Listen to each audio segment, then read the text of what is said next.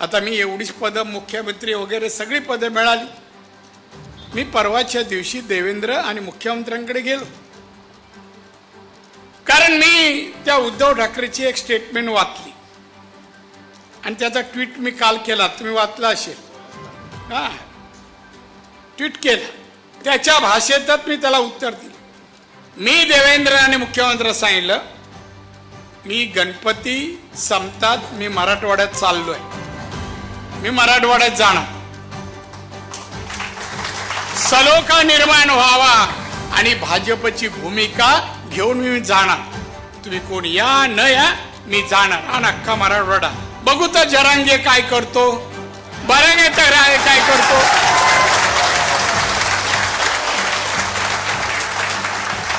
मला कळत नाही,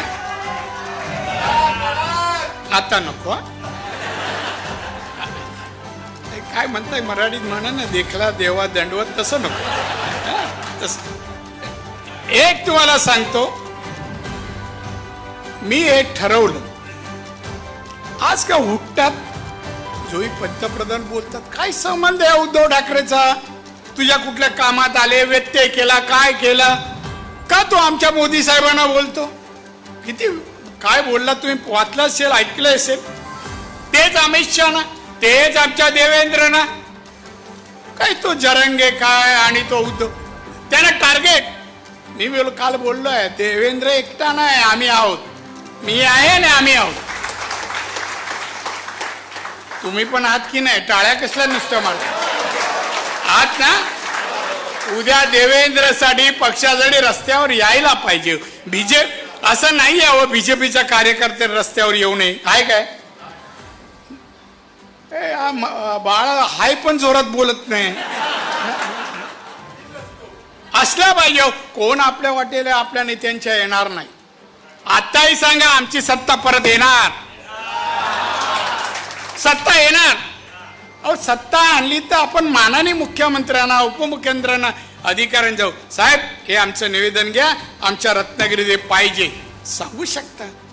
आज दुसरे आले तर, हे असे आहेत ते दातपुडेवाले आले तर, फावड्याचा आकार आहे तो, आले तर तुम्हाला कॅबिनच्या जवळ तरी घेणार काय, नाही घेणार. अहो, आपल्या हक्काचा माणूस मिळवावा लागतो, मिळवावा लागतो. आणि आपल्या जठार साहेबांनी सून सांगितले ना, ती सून या काळातली नाही, पूर्वीची, आता नाही. बरोबर ना, रागू नका कोणी असे. आणि आता एवढी रिस्क घेऊ नका, निखारा बिखारा वाहून न्यायचं असं काय कर.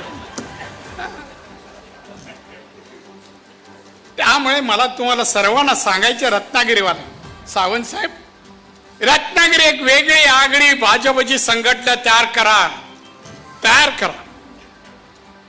निष्ठा, प्रामाणिकपणा, पक्षाची विचारधारा आत्मसात केलेले असे लोक असले पाहिजे. वाघ साहेब तुमच्या समोर बोलले, अहो छत्रपती शिवाजी महाराजांचं नाव आणि हार घालायचा आणि जय जयकार करण्यासाठी तो पुत्र आहे का आणि महाराज होते का. त्यांचे गुण कोण आत्मसात करणार, कोण आत्मसात करणार. पुतळे एवढ्या 400 वर्षानंतर त्या व्यक्तीचा जय जयकार जगात होतोय, असे दैवत आपलं होतं. मग त्यांचे गुण आत्मसात करण्यासाठी प्रयत्न करायला सांगावा लागतो. घरात फोटो असतो, शिवजयंतीला हार घातला जातो, पण महाराजांचे बाबा हे गुण आहे. मी सध्या भूमिका वाचतोय,